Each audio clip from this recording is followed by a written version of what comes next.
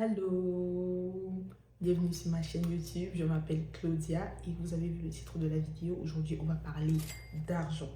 Ça va faire 3 mois aujourd'hui que j'ai quitté mon pays d'origine, le Cameroun, pour le Canada. Je trouve qu'il y a beaucoup de vidéos qui expliquent très bien la procédure pour entrer au Canada. Je pense qu'il est important de parler de l'aspect financier pour vraiment donner cette réalité-là à la personne qui veut venir. C'est pourquoi aujourd'hui, on va parler argent. Pour ma part, mon dossier a été confié à un membre de ma famille qui réside au Canada et qui a fait venir énormément de personnes ici. Il nous a pris au total 2,5 millions de francs CFA tout au long de la procédure jusqu'à l'obtention du visa. Après l'obtention du visa, il faut acheter un billet d'avion. Moi, j'ai voyagé avec Air France et en aller simple. Il nous a coûté 1,5 million de francs CFA. Bien évidemment, il faudrait mettre une certaine marge sur les 2,5 millions parce qu'il y a beaucoup de choses que nous avons fait par nous-mêmes. Par exemple, les frais de notaire pour pouvoir certifier les documents, les multiples voyages pour aller récupérer les documents, aller à l'ambassade, etc., etc. C'est des choses qu'on n'inclut pas forcément. C'est pour ça qu'il faudrait laisser une certaine marge quand même pour pouvoir prévoir tous les imprévus. Une fois arrivé au Canada, pour le statut étudiant, vous n'avez pas de dépenses à faire parce que tous les documents qu'on va vous demander de faire sont essentiels. Par exemple, le numéro d'assurance sociale. Il n'y a pas vraiment de dépenses à faire pour des documents une fois arrivé sur place. Deuxième chose, le prix de ma formation. La formation que j'ai choisi de faire à l'université coûte 10 000 $ chaque semestre.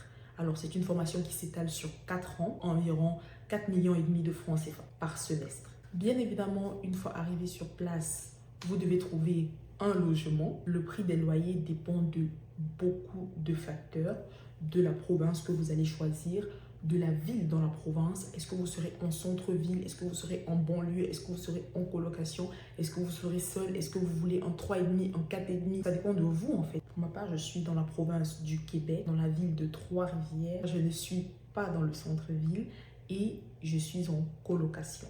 Je paye de ce fait 550 $ canadiens par mois de loyer. En fait, tout ce que je vais dire comme dollar, ça sera du dollar canadien.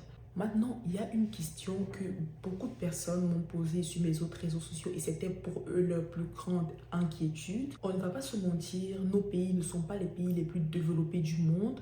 Nos parents ne sont pas forcément des milliardaires, ok? Alors, beaucoup de personnes me demandaient est-ce que c'est possible de miser tout, de venir au Canada et de s'en sortir avec les jobs étudiants, c'est-à-dire de payer sa pension, de payer son logement, de se nourrir et de vivre avec le job étudiant. Pour moi, ça dépend de 3 choses essentielles. Premièrement, de la formation que vous allez choisir de faire. Deuxièmement, du job étudiant que vous allez trouver. Troisièmement, de votre rapport à l'argent. Il faut noter que au Canada, les étudiants internationaux ont une limite d'heures de travail qu'ils doivent respecter. Actuellement, elle est de 20 heures par semaine. Un employeur ne peut pas te faire travailler plus de 20 heures par semaine si tu as un statut d'étudiant international. Maintenant, faisons les calculs ensemble. Si tu travailles 20 heures par semaine et que tu touches le salaire minimum, le salaire minimum, petite parenthèse, ça varie en fonction des jobs à pourboire et des jobs sans pourboire. Ça veut dire qu'une serveuse, son salaire minimum sera plus bas que le salaire minimum d'une caissière parce que la serveuse reçoit des pourboires. Fermons la parenthèse. Tu as 20 heures de travail par semaine. Tu travailles le salaire minimum qui est de 15,25. Je ne sais pas si ça varie en fonction des provinces, mais dans le Québec, en ayant un job sans pourboire, tu ne peux pas être payé moins de 15,25 fois 20 heures par semaine en enlevant les taxes.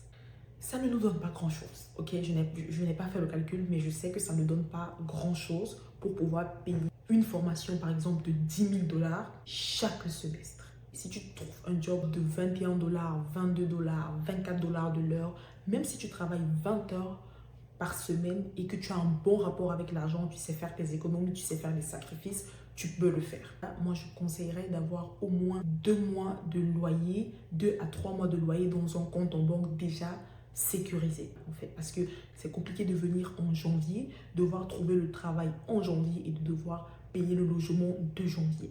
Cette vidéo se termine là parce que je pense avoir répondu à la majorité des interrogations qu'on m'a posées depuis que je suis au Canada. Si vous avez d'autres questions, d'autres interrogations ou des points de non-compréhension, vous pouvez écrire en commentaire ou alors aller sur Instagram pour m'écrire en privé. Sur ce, on va se dire à tantôt dans une prochaine vidéo.